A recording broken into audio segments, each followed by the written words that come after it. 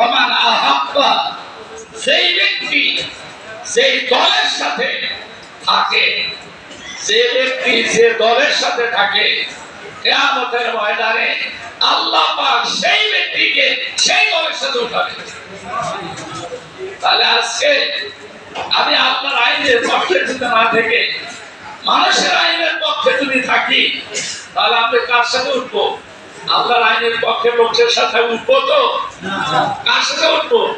যার সাথে আমি ছিলাম তার সাথে উঠবো। তাহলে আজকে এই বাংলার জমিনে আল্লাহর আইন বাংলার জমিনে কায়েম করতে কোন দল চায়?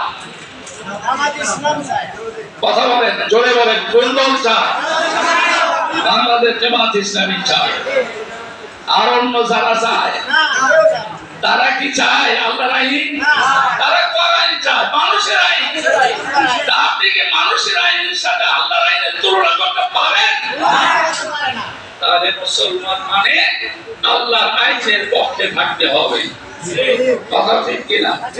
প্রিয় ভাইয়েরা, কথা বানানোর সুযোগ নাই, ওনারও একটা হক আছে। আমি সেই কারণে আপনাদের কাছে জানতে চাই, একটু আল্লাহর হস্তে বলেন, আল্লাহকে হাজির নাজির বলে জেনে বলেন, আল্লাহর আইনের পক্ষে কারা কারা থাকবে?